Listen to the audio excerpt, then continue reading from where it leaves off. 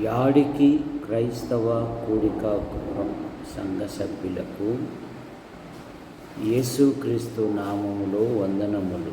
సహోదరులారా, సంఘ కార్యక్రమాలలో బుధవారం బైబిల్ పఠనం గనుక మీ పనులు, ప్రయత్నములు, కార్యములు ముగించుకొని మీతో పాటు మీ పొరుగు వారిని తీసుకొని రావలసిందిగా మనవి చేయొచ్చు.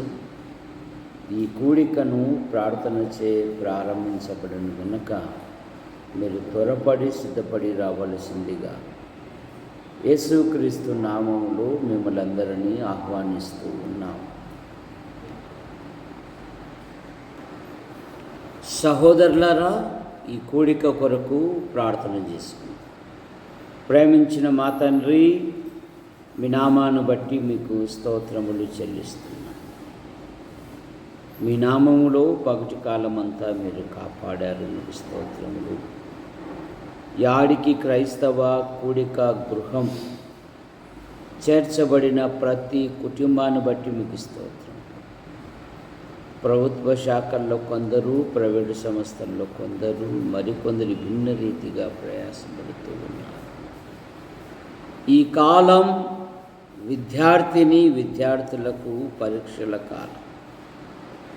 దేవా, కనికరం చూపండి. సునీత కుమారుడు, కళా మేడం అన్న కుమార్తె, అలాగే నరసింహ కుమారుడు, దాస్ కుమారుడు, అనేకమైన పిల్లలు 10 పరీక్షలు రాస్తూ ఉన్నారు. ఇంటర్ రాసిన పిల్లలు బట్టి మీకు స్తోత్రం.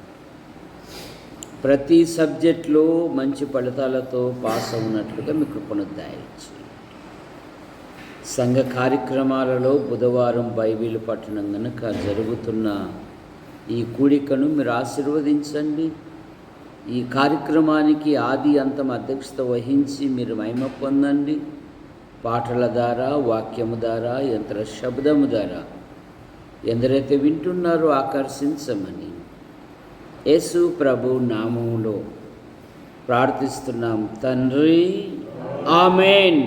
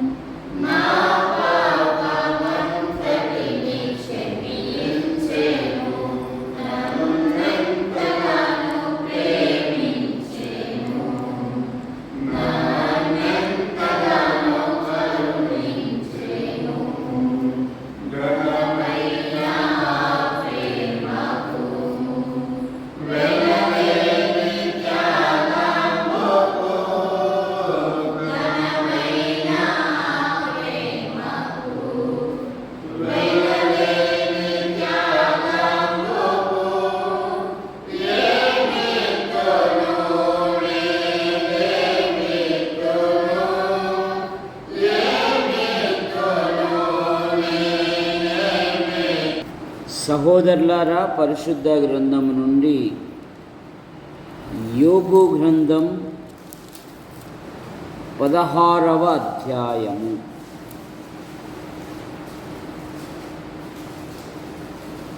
19వ వచనం. ఇప్పుడు నాకు సాక్షి అయిన వాడు పరలోకములో ఉన్నాడు.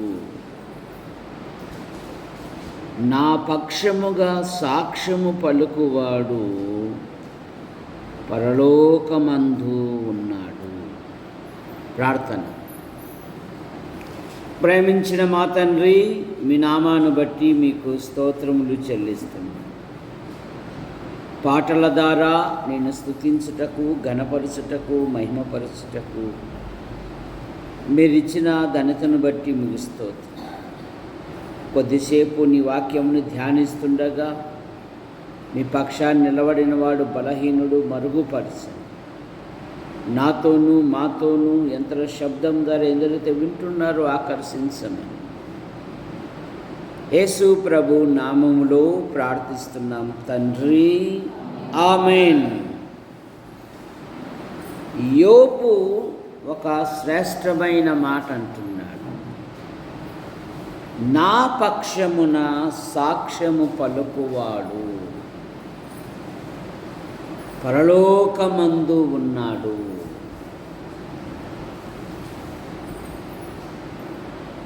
ఆయన నా పక్షమున సాక్ష్యము పలుకువాడు. బైబిల్లో అక్కడక్కడ దేవుడు కొందరు వ్యక్తులను గురించి సాక్ష్యం ఇచ్చాడు. యోబుని గురించి చదువుతాం కదా. యోబు గ్రంథం 1వ అధ్యాయములో సాతానుతో ఏమంటాడంటే, అతని వంటి వాడు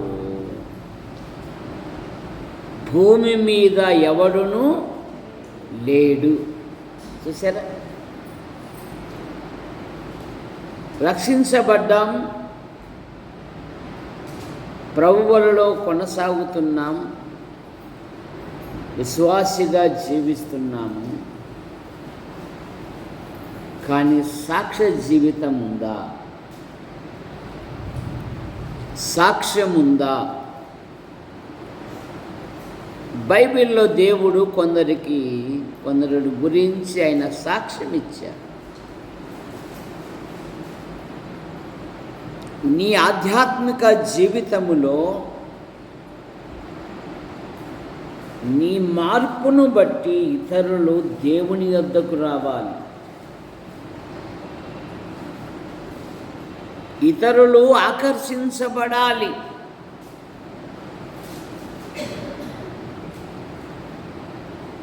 నువ్వు లోకస్తునిగా, మతస్థునిగా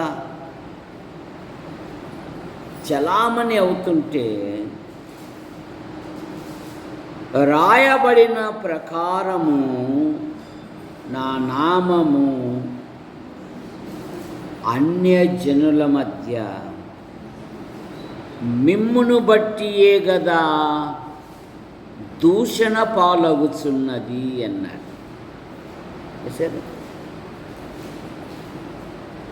ఎందుకంటే ప్రభు అయిన యేసుక్రీస్తు వారు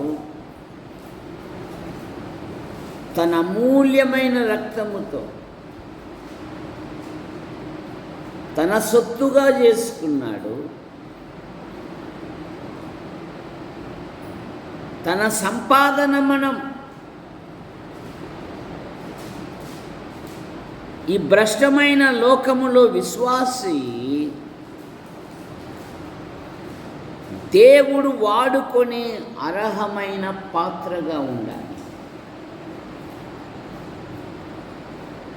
సమరయ స్త్రీ యేసు ప్రభు ఎప్పుడైతే జీవితాన్ని మార్చివేశాడో, తనలో ఉన్న మార్పును బట్టి తన సొంత గ్రామస్తులకే ఈయన మెస్సియా కాడా ఏం చేసింది? ప్రభుని గురించి సాక్ష్యం ఇచ్చింది. ఏం చదువుతాము? ఆ ఊరిలోని సమరయులు ఆమె మాటను బట్టి అనేకులు ఆయన యందు సాక్ష్య జీవితం, సాకుల జీవితము కాదు. ఈ దినాలలో ప్రతిదానికి సాకులు చెప్పేవాడు అయిపోయినాడు మానవుడు. ఎందుకంటే దేవుని వాక్యం చెప్పింది, దేవుని కంటే సుఖానుభవము. సరే, దేవుని కంటే సుఖానుభవంలో ఉన్నాడు విశ్వాసం.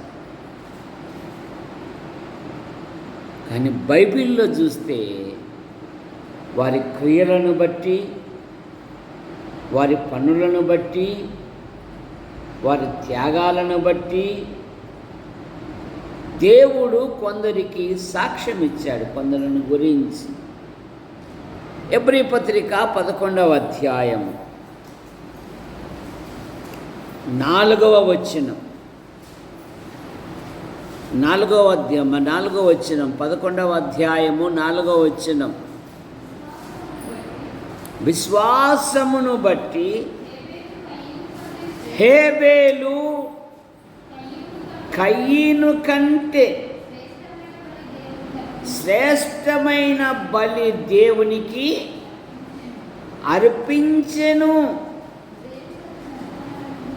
దేవుడు అతని అర్పణలను చూసి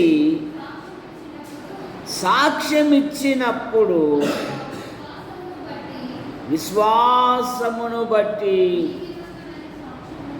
నీతిమంతుడని సాక్ష్యము పొంది. విశ్వాసమును బట్టి బలి అర్పణ ఎవరు ప్రారంభించారు? దేవుడే ప్రారంభించారు. ఆది తల్లిదండ్రులు ఆజ్ఞ అతిక్రమించినప్పుడు ఏదెను తోటలో ఆదాము, అవ్వ ప్లస్ ఎవరు? శ్వేత, భీమప్ప కదా.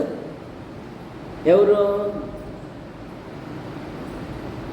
దేవుడైన యెహోవా చల్లని పూట ఒక స్నేహితునిగా, ఒక తండ్రిగా వారితో కలిసి సహవాసం చేస్తున్నాడు. ఏదేను తోటలో ఒక రక్షకుడు వారితో కలిసి ఉన్నాడు, వారితో సంభాషణ చేస్తున్నాడు. చల్లని పూట. ఇది గిట్టని వాడు ఏం చేశాడంటే ఆకర్షణలు చూపాడు. వ్యాపారస్తుడు తన వ్యాపారం వృద్ధి చేసుకోవడానికి ఏం చేస్తాడు? ఆకర్షణలు. బంగారం అమ్మేవాడు చూడండి, డబ్బులు ఊరికే రావు అంటాడు, మరి ఊరికేమన్నా ఇచ్చాడా వాడు? పోనీ ఒక పావులన్నా తగ్గించుకుంటాడా? డబ్బులు ఊరికే రావు అంటాడు. మరి నా దగ్గర ఉంది తీసుకోండి అని అంటాడా? ఓ ఎంత ఖర్చు పెట్టుకోవాలో అని వాని మాటను బట్టి నువ్వు పిలిచినాడు దాన్ని. ఆఖరికి భార్య పిల్లలకు కూడా, భర్త పిల్లలకు కూడా భోజనం పెట్టుకొని దాచిపెడతాను. దాచిపెట్టి కొనుక్కుంటున్నావు, ఎవడెత్తుకుపోతున్నాడు ఎత్తుకుపోతున్నాడు నగ్గేసి దొంగ. సరే, అన్నీ తినచ్చా అని సంభాషణ పెట్టుకున్నాడు. అవ్వ ఏం చేయాలన్నా? ఈ తోటలో యజమానుడు మేము తప్ప, నువ్వు మూడో వ్యక్తివి, అసలు నువ్వు నీతో మాకెప్పుడు సహవాసం లేదే అని అనింటే మానవ లోకానికి బాధలు వచ్చేటివి కాదు. దొంగలు కూడా మరియమ్మ బాగా ఇంటికాడ ఉన్నప్పుడు, మేడం రవి సార్ చెప్పాడు, ఒక సంచి ఇవ్వండి, సంతలో ఊరికనే బియ్యం అమ్ముతున్నారంట, 2000ది 500కి అమ్ముతున్నారంట మేడం, ఒక సంచి ఇచ్చి 500 ఇవ్వండి, మూట తెచ్చాను. నిజమా? సరే, ఆశపడి ఇచ్చేసి పంపించేసింది. ఈయన అంతలేకి వచ్చాడు, లటుకు ఏ బియ్యం అంటే, బియ్యం నాకేం తెలుసు అంటున్నాడు రవి.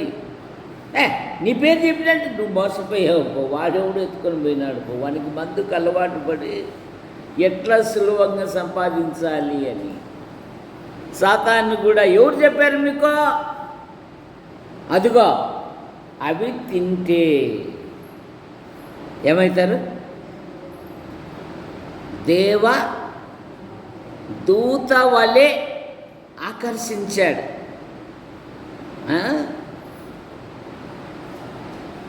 దేవుని స్వరూపం కోల్పోయారు, మహిమా స్వరూపం కోల్పోయారు.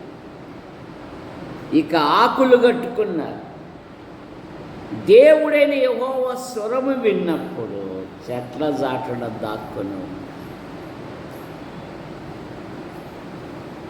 మీరెందుకు దాక్కున్నారు?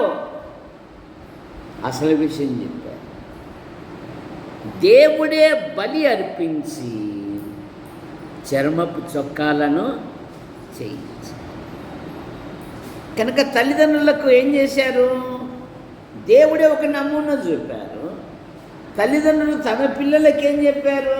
నాయనా, మనం దేవుని సమీపించాలంటే, మనం దేవుని యొద్దకు వెళ్ళాలంటే పాత నిబంధన ప్రకారము శ్రేష్టమైన వాటిని తీసుకొని వెళ్ళాలి. అందులో బలి అర్పణ ఉండాలి, పశువు ఉండాలి. సరే, హేబేలు శ్రేష్టమైన వాటిని దేవునికి అర్పించారు. అందుకని నీతిమంతుడు అని సాక్ష్యము దేవునికి ఇచ్చుటలో శ్రేష్టమైన వాటిని ఇవ్వాలి. మలాకి గ్రంథములో దేవుని బల్లను తృణీకరించి బలి అర్పించాల, ఏదో ఒకటి కుంటిదో గుడ్డిదో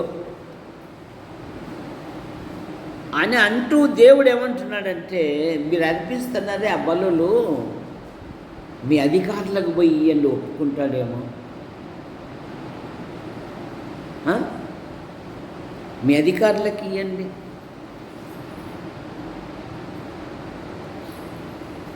ఒక కలెక్టర్ దగ్గరికి వెళ్ళాలంటే నీకున్న శక్తి సామర్థ్యాలను బట్టి విలువైన ఫలాలను తీసుకుని వెళ్తారు, కూర్చునేటి పట్టుకొని పో. మరి ప్రభుకు హేబేలు శ్రేష్టమైన బలి అర్పించి విశ్వాస మూలముగా నీతిమంతుడని సాక్ష్యము పొందెను. విశ్వాసి మన ఆధ్యాత్మిక జీవితములో మనం ఎలాగుంటాం? విశ్వాసమును బట్టి హేబేలు కయీను కంటే శ్రేష్టమైన బలి దేవునికి అర్పించెను. దేవుడు అతని అర్పణను సాక్ష్యం ఇచ్చినప్పుడు అతడు ఆ విశ్వాసమును బట్టి నీతిమంతుడని సాక్ష్యము పొందెను. ఏమంటున్నాడు? నా పక్షమున సాక్ష్యము పలుకువాడు పరలోకమంతుడు. 42వ అధ్యాయంలో కూడా దేవుడే వచ్చి, నా సేవకుడైన యోబు వలె మీరు యుక్తముగా మాట్లాడలేదు అంటారు. సరే, సాక్ష్యము పొందెను. ఎన్ని సంవత్సరాలై మనం రక్షించబడి విశ్వాసిగా మనం కొనసాగుతున్నాం. సాక్ష్యం ఉందా? సాక్ష్య జీవితం ఉందా? పౌలు మార్పును బట్టి వారు దేవుణ్ణి మహిమపరిచారు. గలతీ పత్రిక 1వ అధ్యాయం.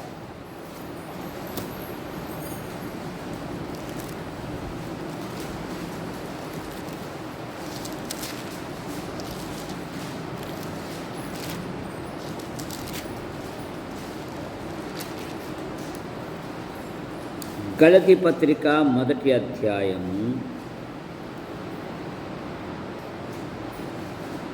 23, 24 వచ్చిన. మునుపు మనలను హింస పెట్టినవాడు తాను పూర్వమందు పాడు చేయుచు వచ్చిన మార్గమును ప్రకటించుచున్నాడనే సంగతి మాత్రమే విని వారు నన్ను బట్టి దేవుణ్ణి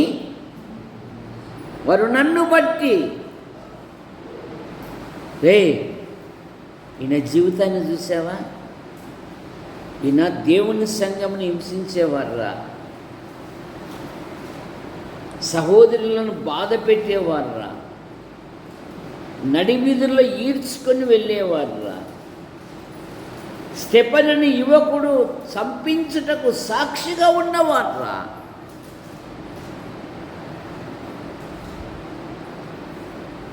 దేవుని మార్గమునకు విరోధముగా తలపెట్టిన వాడు ఇప్పుడు యేసే క్రీస్తై ఉన్నాడని ప్రకటిస్తున్నారు. అదిరా యేసు క్రీస్తులో ఉన్న గొప్పతనం.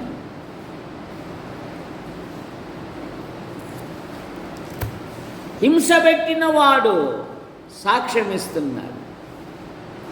హింస పెట్టిన వాడు ప్రయాసపడుతున్నాడు. హింస పెట్టిన వాడు ప్రభు కొరకు అనేకులను దేవుని వైపునకు మళ్ళిస్తూ ఉన్నాడు. మన ఆధ్యాత్మిక జీవితంలో మనం ఎలాగుంటున్నాం? రెండవ మాట, హెబ్రీ పత్రిక 11వ అధ్యాయము 5వ వచనం. హెబ్రీ పత్రిక 11వ అధ్యాయము 5వ వచనం. 11:5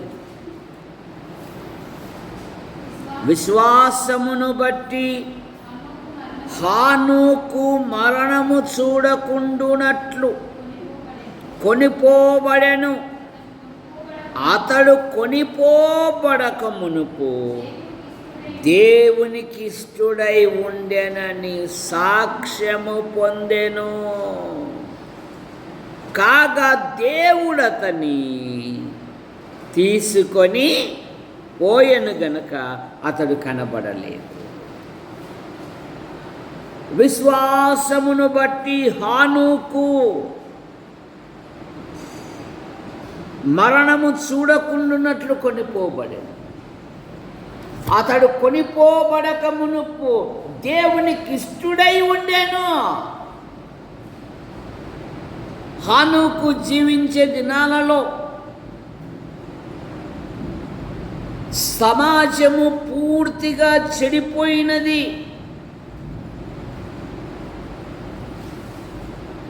సమాజము దేవుని తీర్పునకు గురి అయినది. సమాజములోని ప్రజలు ప్రతి వారును తమ మనసుకు నచ్చిన వారితో కలిసిపోయారు. అట్టి భ్రష్టమైన సమాజములో ఒక ఆయన దేవుని కొరకు నిలబడ్డాడండి. హానోకు అనగా ప్రతిష్ఠితుడు అని అర్థం. హానోకు దేవునితో నడిచిన వాడంట. చెడిపోయిన సమాజములో, దేవుని తీర్పునకు గురి అయిన సమాజములో నేటి క్రైస్తవ్యం అంటున్నది, అందరితో అన్ని విధాలుగా రాజీగా ఉంటేనే మాకు పనులయ్యేది అంటున్నారు. ప్రత్యేకత ఉండడం లేదు. ప్రత్యేకమైన జీవన విధానం కూడా ఉండడం లేదు. అందరితో రాజీ కలిగి ఉండాలి అంటున్నారు. బైబిల్ ఏం చెప్తుంది? మూర్ఖమైన ఈ తరము వారికి వేరై అనే మాట మనం. బిలాం ఏమన్నాడు? ఇశ్రాయేలుల జాతిని ఆ జనము ఒంటిగా నివసించును. ఏందండి, లేస్తానే మా ఇంటి ముందర రకరకాల వాహనాలు పోయేది, రకరకాల ప్రజలు వెళ్ళేవాళ్ళు, ఎంత ఎంత హ్యాపీగా ఉంటుండే. ఇటు పోతే వందనాలు, అటు పోతే వందనాలు అంటాండ్రి. ఇప్పుడేమో నూతన ఇండ్లు దేవుడు ఇచ్చాడు, కానీ అందులో ఉంటే అసలు పలకరించినట్లే లేదండి. లేదండి, అసలు కంపం పట్టిపోతుంది అని అంటున్నారు బిషప్ బాబు. అక్కడ ఉంటే రోగాలమయం, ఇక్కడ ఉంటే ఆరోగ్యం. ఆ దుమ్ము, ధూళి, మధ్యరాత్రి హారన్లు, గుండె సంబంధించిన జబ్బులు కూడా వస్తాయి. కన్నుండి దేవుడు తీసుకొచ్చాడు ఒక సంపూర్ణమైన ఆరోగ్యం ఇవ్వడానికి, పిల్లలు తాముగా జీవించడానికి. అది ఒక సవాల్.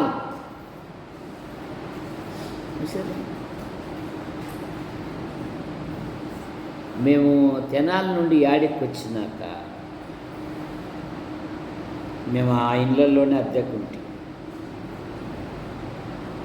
ఓయబ్బా, మా పిల్లలకి ఎక్కడ గూటాల భాష వస్తుందో అని ఇక్కడికి వచ్చేసి వద్దునైనా ఆ సావాసం పడితే పెళ్ళికి రావాలన్నా కూడా ఈనాటి యువకులు మందు సీసా లేనిది రారంట. చిన్నప్పుడు పెళ్ళి జరుగుతుందంటే మేము ఆడే బండుకొని ఆ పాయసం అంతా మొఖాలు గుసుకుండేటోళ్ళం. ఇప్పుడు అట్లా కాదు, వచ్చిన వాళ్ళని చూసుకోండి. ఒక సంతోషం లేదు, ఒక ఆనందం లేదు. ఏం లాభం? కలిసిపోవాల ప్రజలతో. ఆ పాత జ్ఞాపకాలు జ్ఞాపకం చేసుకుంటా, బాగున్నావా, ఎట్లుండవు, అబ్బా మేము పెళ్ళికి రామండి, అబ్బా అసలు రేపు నీ పెళ్ళికి ఎవడొస్తాడు, మీ ఇంటి పెళ్ళికి ఎవడొస్తాడు, మేము రామన్నప్పుడు వాళ్ళు కూడా రారు కదా.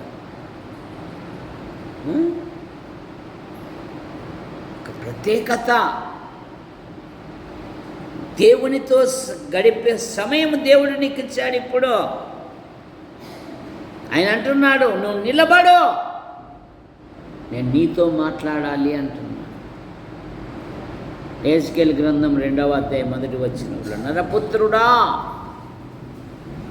నువ్వు చక్కగా నిలబడుము, నేను నీతో మాటలాడవలే. కనుక దేవ, ఇంత సమయం ఇచ్చావు, ఈ పరీక్షలలో నేను మంచి మార్కులతో పాస్ అవటకు నీకు కృపను దయచేయి. నాకు ఒక ప్రార్థన గది ఇచ్చావు, నీతో సమయం గడిపే ఒక చక్కని సమయం ఇచ్చావు. నీకు స్తోత్రములనైనా. నాకు ఏ ఒక్కరి ఆలోచన వద్దు ప్రభు, నువ్వు నాతో ఉన్నావు. ఆసాపు ఏమన్నాడు? చెప్పు కాలన్నా ఏమన్నాడు? 2 బిర్యానీలు ఉంటే చాలు అన్నాడు కదా. ఆసాపు ఏమన్నాడు? ఆకాశమందు నీవు తప్ప నాకెవరున్నారు, నీవు నాకుండగా లోకములోనిది ఏది నువ్వు అక్కర్లే, నాకు లోకమే కావాలంటుంది క్రైస్తవ్యం. 73వ కీర్తన 25వ వచనములో మాట ఉంది, నువ్వు నాకున్నావు చాలు. ఇన్నాళ్ళు ఆడ సమయం గడపలేకపోయినాను ప్రభువా, కానీ ఇప్పుడు నాకు ఒక సమయం ఇచ్చి ఒక ప్రార్థన గది, చక్కగా ప్రార్థన చేసుకొని చక్కగా బైబిల్ చదువుకుంటా. చూసారా దేవునితో గడిపే ఒక గొప్ప అమూల్యమైన సమయం. రాజుకైనా సామాన్యునికైనా ఎన్ని గంటలు? 36 గంటలు కదా. దినానికి ఎన్ని గంటలు? తప్పట్లు కొట్టండి, బాగానే చెప్పింది. కానీ నీకు సమయాన్ని పోగొట్టుకో. ఇన్నాళ్ళు బైబిల్ చదివే సమయం దొరకలే, కానీ ఇప్పుడు నాకు దొరికింది. అట్లా సద్వినియోగం చేసుకోవాల సమయం.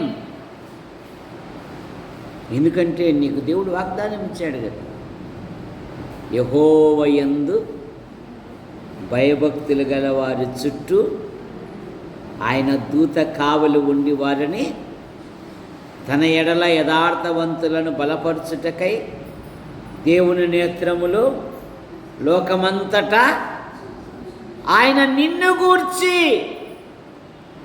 తన దూతలకు అంత గొప్ప కాపుదల్లో పెట్టుకొని ఏమోనండి ఒక్కడు మాట్లాడాడండి సంధిలో. అసలు ఏమన్నా తీహార్ జైల్లో వచ్చినట్లున్నామా ఏమి అని కాదు. దేవుడు నాకు ఒక మంచి అవకాశం ఇచ్చాడు దేవునితో సమయం గడపడానికి. నీ ఆవరణములలో ఒక్క దినము గడుపుట.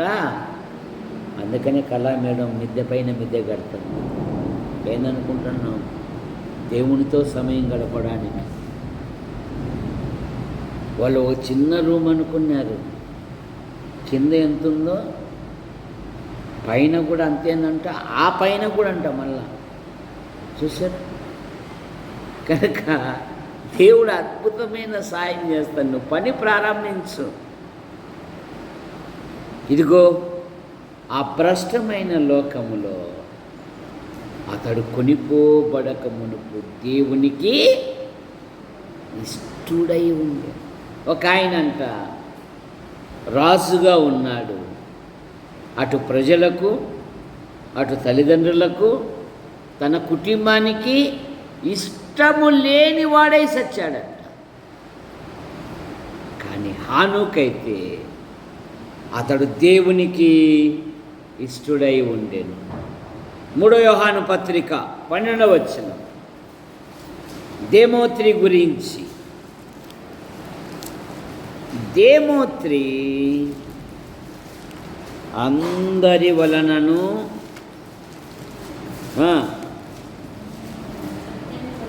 సత్యము వలనను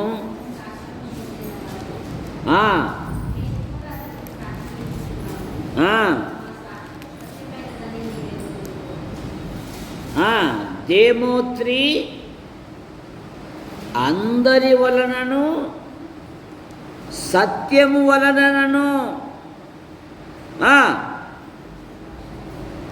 సాక్ష్యము పొందినవాడు అని. అందరి వలనను సాక్ష్యము పొందినవాడు. మన ఆధ్యాత్మిక జీవితములో దేవునికి ఉపయోగకరంగా మనం జీవించాలి.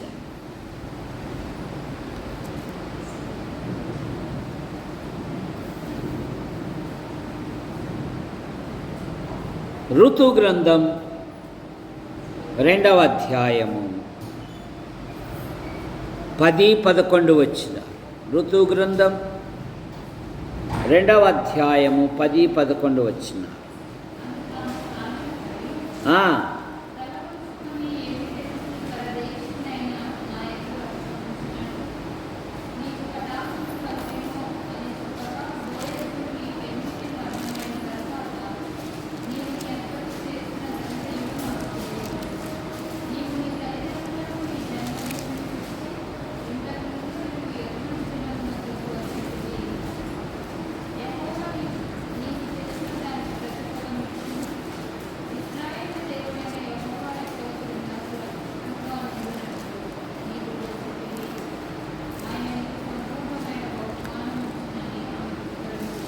రెండవ అధ్యాయము 10వ వచనం.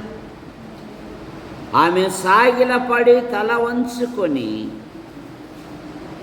ఏమి తెలిసి పరదేశినైన నాయందు, అట్లాగే 3వ అధ్యాయం 10వ వచనములో కూడా, నా కుమారి యెహోవా చేత నీవు దీవెన నొందిన దానవు, కొద్దివారినే కానీ గొప్పవారినే కానీ యవనస్తులను వెంబడింపక ఉండుట వలన నీ మునుపటి సత్ప్రవర్తన కంటే వెనకటి ప్రవర్తన మరీ ఎక్కువైనది. భయపడకుము, నీవు యోగ్యురాలు అని నా జనులందరూ, నువ్వు యోగ్యురాలువు.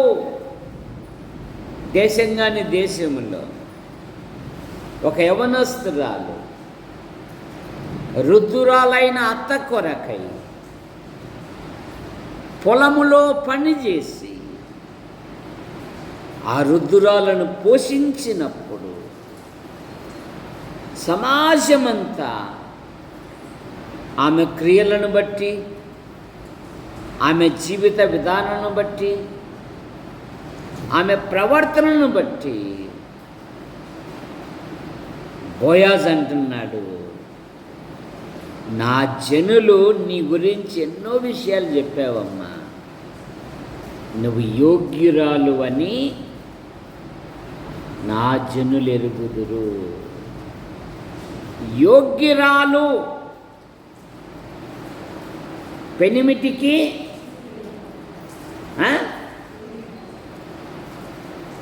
కిరీటము వంటిది. శతాధిపతిని గురించి ఆ సమాజపు మందిరపు పెద్దలు శిష్యులు ఏమన్నారంటే, అతడు నీ వలన మేలు పొందుటకు యోగ్యుడు.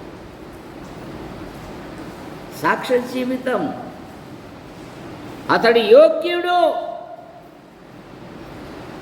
అతడు నీ వలన మేలు పొందుటకు. లూకాసు వార్త 7వ అధ్యాయము 4వ వచనం. పెద్దగా పడుతుంది వాళ్ళు.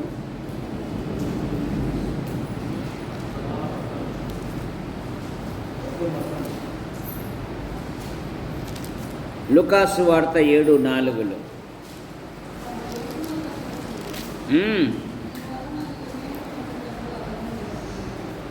నీ వలన ఈ మేలు పొందుటకు అతడు యోగ్యుడు, ఆమె యోగ్యురాలు.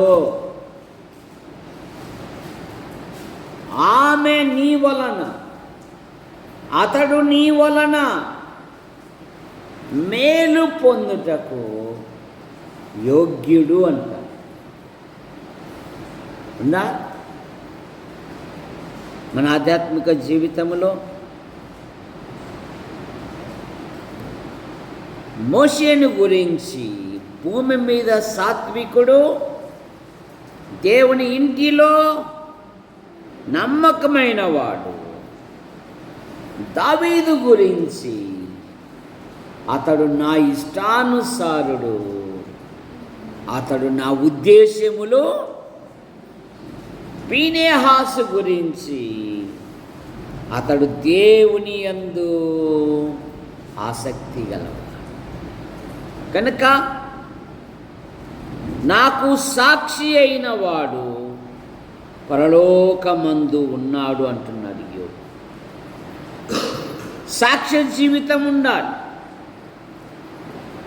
హేబేలు విశ్వాసమును బట్టి నీతిమంతుడని సాక్ష్యము పొందాడు. హానోకు విశ్వాసమును బట్టి దేవునికిష్టుడని సాక్ష్యము పొందాడు. దేమోత్రి సత్యము వలనను అందరి వలనను మంచి సాక్ష్యము కలిగినవాడు. బోయాజు రుతును గురించి అంటున్నాడు, నువ్వు యోగ్యురాలు అని నా జనులు ఎరుగుదురు. మోషే భూమి మీద సాత్వికుడు, దేవుని ఇంటిలో నమ్మకమైన వాడు. దావీదు దేవుని హృదయానుసారుడు, దేవుని ఉద్దేశంలో నెరవేర్చువాడు. ఫీనెహాసు దేవుని విషయమందు ఆసక్తి గల. ప్రార్థన చేస్తాం. ప్రేమించిన మా తండ్రి, యాడికి క్రైస్తవ కూడిక గృహం చేర్చబడిన ప్రతి కుటుంబాన్ని బట్టి ముగిస్తాం. ఈ కాలం విద్యార్థులకు పరీక్షల కాలం. ఇంటర్ రాసిన విద్యార్థులను బట్టి మీకు స్తోత్రములు. 10వ తరగతి విద్యార్థులు పరీక్షలు రాస్తున్నారు. మంచి ఫలితాలతో పాస్ అవుటకు మీ కృపను దయచేయండి. సంఘములో ప్రభుత్వ శాఖల్లో కొందరు, ప్రైవేటు సంస్థల్లో కొందరు, మరికొందరు రాత్రింబగలు భిన్న రీతిగా ప్రయాసపడుతూ మే 4వ తేదీ స్వర్ణాకు పరీక్షలు ఉన్నాయి. అద్భుతమైన సహాయం పడతాయి. యేసు ప్రభువా పాల్ పరీక్షలు రాస్తుండగా మంచి ఫలితాలతో పాస్ అవటం కృపను దయచేయండి. సంఘంలో ఎవరైనా పిల్లలు ఉన్నతమైన చదువులు చదివి వివాహాల కొరకు ఉద్యోగాలకు ఎదురు చూస్తున్నారు, మీకు కృపను దయచేయండి. కొందరు రాలేకపోయారు, మరొక తరుణం దయచేయండి. సంఘము దినదినము క్షేమాభివృద్ధి చెందుటకు మీ కృపను దయచేయండి. మా యాడికి మండలములోని ఆసుపత్రి, MRO, MDO, panchayati, police station, మా మండల నాయకులను, అధికారులను మీరు ఆశీర్వదించండి. చక్కగా పాలించుటకు మీ కృపను దయచేయండి. మా తాడపతి నియోజకవర్గం నాయకులను, అధికారులను దీవించండి. మా తెలుగు రాష్ట్రాల ముఖ్యమంత్రులను, గవర్నర్లను మీరు దీవించండి. మా భారతదేశం కొరకే మేము ప్రార్థిస్తాం. ప్రధాని గారిని ఆశీర్వదించండి. రాష్ట్రపతి గారిని దీవించండి. దేశ సరిహద్దులో ఉంటున్న సైనిక పటాలను దీవించండి. ప్రపంచంలో యుద్ధ మేఘాలు అలుముకున్నాయి. యుద్ధములను మాన్పువాడు నీవే కదా, మీ వైపు చూస్తూ ఉంది. మీ కృపను దయచేయండి. మా యాడికి మండలము నుండి ఉపాధి కొరకు, ఉద్యోగం కొరకు, ఉన్నతమైన చదువు కొరకు వెలుపల ఉంటున్న ప్రతి కుటుంబం, ప్రతి యవనస్తుని, యవనరాలను మీరు ఎక్కడి కింద ఉంచుకొని కాపాడు. యూట్యూబ్ ద్వారా వీక్షిస్తున్న ప్రతి వారిని దీవించండి. కట్టుపల్లి యోహానంకుల్ రాజాబాయి అంటే మీ పిలుపు తీసుకున్నారు.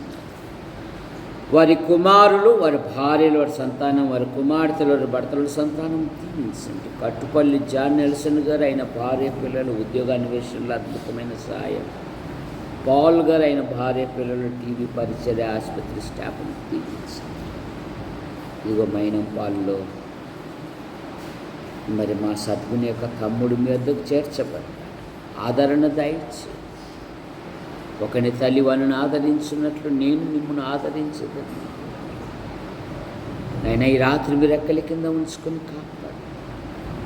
వర్షం మధ్యలో ఉన్న పిల్లలు ఇళ్ళకు వెళ్తుండగా ఏ విధమైన తొందరలు ఏర్పడకుండా క్షేమంగా చేరి స్తుతించినట్లుగా మీకు పని బిషప్ డ్యూటీని దీవించని క్షేమంగా నడిపించి ఇలాగూ మా కొరకు ప్రార్థిస్తూ, మా అవసరాలు తీరుస్తూ, సమయాలలో సహాయపడుతున్న ప్రతి ఒక్కరిని కూడా దీవించమని ఆశీర్వదించే హస్తాలకు అప్పచెప్పుకుంటూ యేసు ప్రభు నామములో ప్రార్థిస్తూ బయలుదేరుతున్నాం తండ్రి.